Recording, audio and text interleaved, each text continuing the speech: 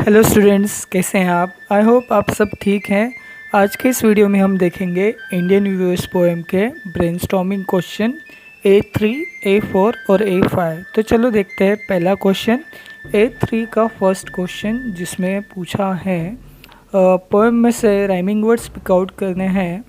Students, हर line का जो last word होता है पोएम में, उसको हमें किसी और लाइन के लास्ट वर्ड के साथ राइम होता है या नहीं, ये चेक करना है। हिंदी में उसे पता नहीं क्या कहते हैं, लेकिन मराठी में उसे यमक कहते हैं। तो आंसर है यहाँ पे day, gay, wild, child, night, bright, green, bright, still, chill और क्लाउड, श्राउड। अगला क्वेश्चन है A3 का सेकंड। दिए हुए वर्ड्स का हमें एंटोनिम्स और सिनोनिम्स पूछा है और उनको सेंटेंस में यूज़ करने को भी कहा गया है। एंटोनिम्स का मतलब होता है अपोजिट मीनिंग वर्ड्स, विरुद्धार्थी शब्द। सिनोनिम्स मतलब सिमिलर मीनिंग वर्ड्स, समानार्थी शब्द। तो ये है उसका आंसर, आप देख सकते हो। स्टूडेंट्स, आप खुद से सेंटेंसेस बना के कमेंट कर सकते हो और मैं ज़रूर रिप्लाई करके बताऊंगा कि वो कैसे बने हैं। अगला क्वेश्चन देखते हैं A3 का थर्ड क्वेश्चन। यहाँ पे क्वेश्चन है वर्ड रजिस्टर बनाना है क्लोथ्स, अटायर या ड्रेस के ऊपर। तो पहले समझते हैं रजिस्टर का क्या मतलब है। रजिस्टर यानी कि कलेक्शन, संग्रह। तो यहाँ पे वर्ड रजिस्टर का मीनिंग हो जाएगा शब्दों का कलेक्शन। विशेष टॉपिक पे, सब्जेक्ट पे आपको संबंधित जो शब्द है उनका कलेक्शन करना है। तो ये आंसर है। आप चाहे तो इसमें और वर्ड्स कमेंट करके ऐड कर सकते हैं। नेक्स्ट है A4 का फर्स्ट। यहाँ पे क्वेश्चन है कि टेबल कंप्लीट करना है, जिसमें हमें फिगर ऑफ स्पीच पूछा है। तो चलो पहले हम फिगर ऑफ स्पीच की मीनिंग देखते हैं और वो कौन से लाइंस में यूज़ है वो भी देखते हैं। सिमिली पहला है, जिसका मतलब है दो अलग चीज़ों को कंपेयर करना, तुलना करना, उसमें कुछ सिमिलैरिटी दिखाते हुए, और उसके लिए पोएट लाइक या एज वर्ड का यूज़ करता है। और लाइन्स है जिसमें सिमिली यूज़ हुआ है। Blue as the wing of a halcyon wild, like the plumes of a peacock, purple and green, white as a feather and white as a cloud. Next देखते हैं imagery.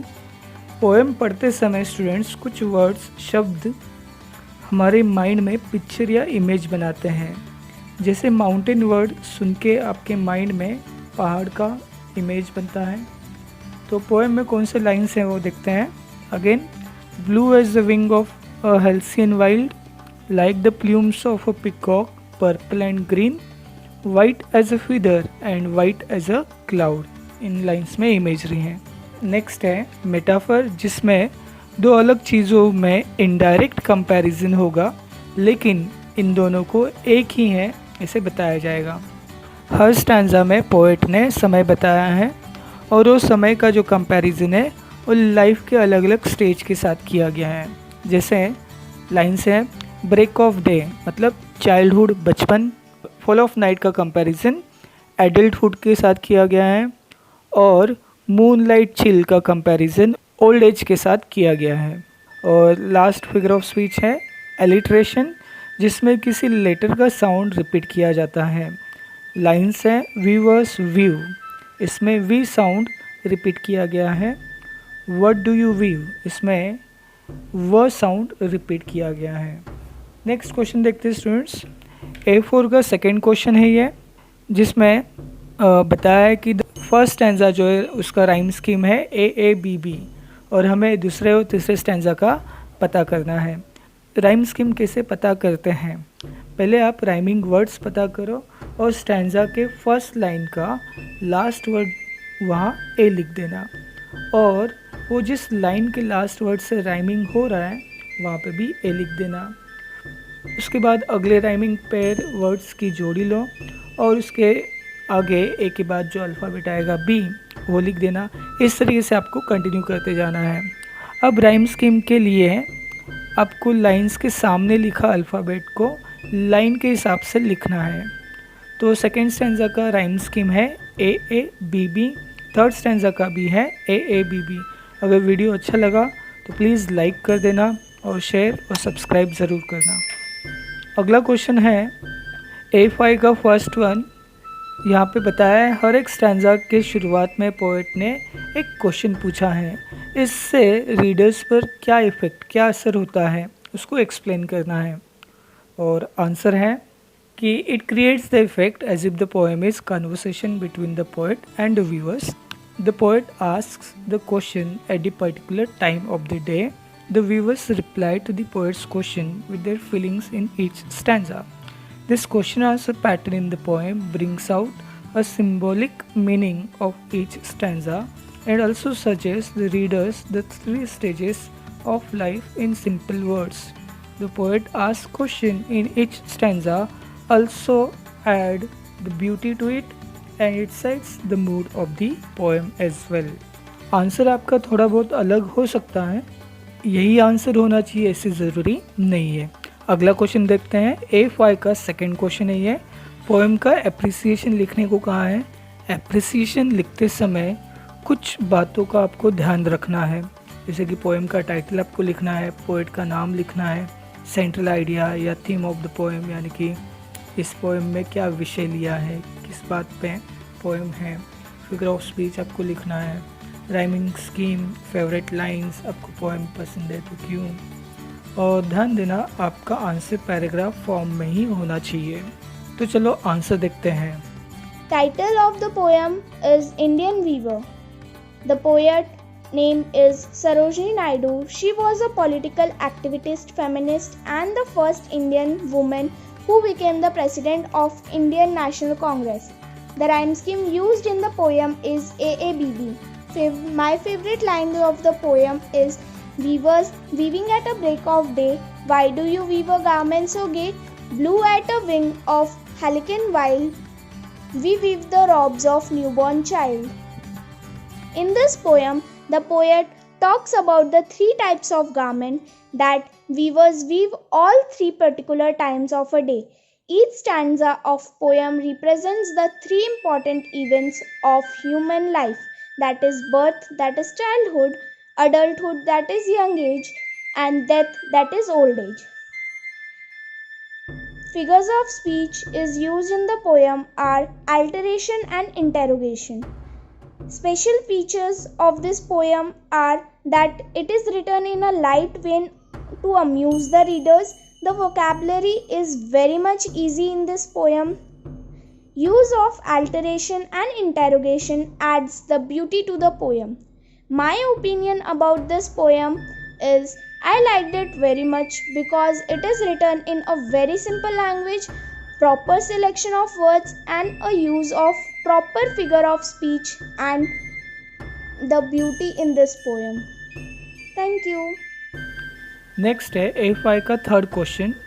4 lines की poem बनानी है importance of clothes पर। अब इसके लिए आपके अंदर के कवि को आपको जगाना होगा।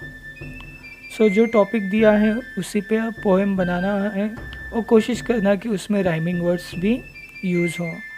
आप अपनी पोएम कमेंट में भी भेज सकते हैं, मैं उसे ज़रूर अप्रिशिएट करूँगा। तो चलो पोएम देखते हैं यहाँ पे। The attire indicates the man he is, coat brings him confidence and protects, the colours indicate the mood and occasion, clothes improve impression and character of the person. Students, next question है A5 का fourth question, जिसमें आपको appeal करने के लिए कहा गया है हैंडलूम प्रोडक्ट्स। अपील लिखते समय आपको सिंपल सेंटेंस यूज़ करना है, जिसमें आप स्लोगन्स यूज़ कर सकते हैं। आपको लोगो भी ड्रॉ करने के लिए कहा जा सकता है। उसी के साथ साथ इवेंट की जानकारी आपको देनी है सही से। इवेंट में जैसे इवेंट कब, कहाँ, क्या समय है, ये आपको बताना है। चीफ गेस्ट है तो उनके बारे में बताना है। इसी के साथ साथ इवेंट का ईमेल आईडी, कॉन्टैक्ट नंबर ये भी आप दे सकते हैं। तो चलो आंसर देखते हैं। National handloom day 7th August 2020. Elegance and embraced hand woven. We have many varieties. The handloom varieties are silk sarees, cotton sarees, dhotis and shirts. Inviting you all on this pandemic time, shop online on our website www.handloom.com. Online exhibition is held on Zoom meeting and also available on JioMeet. The venue is 11 pm to 2 pm, 7th and 8th August. Contact us on our WhatsApp number. You can also email us on our email ID handloomsarts@gmail.com. And our appeal is be Indian, buy Indian. Thank you. अब अगला question है A5 का 5th one. आपके नज़दीकी locality में handloom factory को visit करना है और उस पर आपको रिपोर्ट लिखने के लिए कहा गया है। रिपोर्ट में आप टाइटल को ज़रूर लिखो, उसके लिए मार्क्स होते हैं। पहला पैराग्राफ ब्रीफ में आपको लिखना है, जिसमें कब, कहाँ और क्या हुआ इसके आंसर आपको लिखने हैं। दूसरा पैराग्राफ जिसमें डिटेल में इवेंट के बारे में बताओगे। रिपोर्ट में जो भी सेंटेंस आप बनाओगे वो एक प्रॉपर सीक्वेंस में होने चाहिए। ज़्यादातर सेंटेंसेस पैसिव वॉइस में होंगे और पास्ट टेंस यूज़ करते समय ध्यान रखना। तो चलो अब आंसर देखते हैं। Visit to a handloom factory, Mumbai, 7th August 2020 by XYZ student of 12th standard. The students of SHVOV Junior College visited a handloom factory in Padmanagar on 5th August 2020. So 2 days prior or 1 day prior, which happened that you are writing now. The handloom factory was located in a nice environment in a very long building. Students were taken by the owner of the handloom factory on a tour of the place. The owner explained us about the product in detail and the whole journey of the manufacturing process. It helps us to understand how handloom industry is different from other industry. The students viewed a range of designs and colors are on offer. Individual and innovative designs, intricate patterns, colorful combination. This was a unique experience for us to know how many viewers and machines involved in the making process of different products. Some students also got a hands-on experience on handloom and understand the ins and outs of the textile. There were frames, looms and weavers seated before each loom. Each weaver was working on a garment. Since the use of technology in handloom industry, the viewers are suffering a lot. Students took photographs and selfies with various processes and the artisans happily posed for them. Now let's see the students see last question है A5 का 6th one. Question है आपके college में handicraft exhibition यानी प्रदर्शनी organise की गई है और आपको इनॉग्रल यानी कि उद्घाटन समारोह कंपेयर करना है। कंपेयर यानी कि एंकरिंग करना है, उसके लिए स्क्रिप्ट लिखने के लिए कहा है। तो स्क्रिप्ट लिखते समय पहले आपको क्वेश्चन समझना होगा, उसमें फिर आप अपना इंट्रोडक्शन दे सकते हो। गेस्ट जो है, ऑडियंस जो है, उनका वेलकम आप करेंगे। प्रोग्राम के बारे में आपको बताना है। फिर लैंप लाइटिंग के लिए गेस्ट को आप इनवाइट करोगे और जो भी परफॉर्मेंस होंगे उसके पहले क्लोजिंग और ओपनिंग आपको तैयार करना है और आखिर में वोट ऑफ थैंक्स रहेगा। स्टूडेंट्स, अगर आपको फिर भी कोई डाउट्स है किसी भी क्वेश्चन को लेके तो आप कमेंट करके ज़रूर पूछना। तो अभी चलो आंसर देखते हैं। Good morning everyone, a very warm welcome to all of you. On behalf of Shri Alari Visa Oswal Vidyalay and Junior College, I, Gupta Niharika, take this opportunity to host this event. This is for a very special kind of occasion we have gathered here this morning. It gives me great pleasure to host this event of handicraft exhibition. I would like to welcome our Honorable Principal Madam, respected teachers and all my dear friends to this exciting and colorful program. It gives me honor to have you here. We want to bring the spotlight on that section of our nation's citizenry who are carrying thousands of years of our heritage on their shoulders. No, in their skillful fingers, but yes, our very talented craftsmen. We all have seen craftsmen as experienced people. But here we all are going to see some youth craftsmen that are going to show some fresh talents. We have the weavers of the rich Paithani silks, the Warli painters, the makers of the famous Kolhapur leathers footwear, the intricate bidri, brassware, the Dhuri weavers Banjara. Let us begin today's occasion with praise of most merciful and benevolent. For this, I would like to call upon stage our chief guest to light up the ceremonial lamp in the traditional Indian way to declare the exhibition open.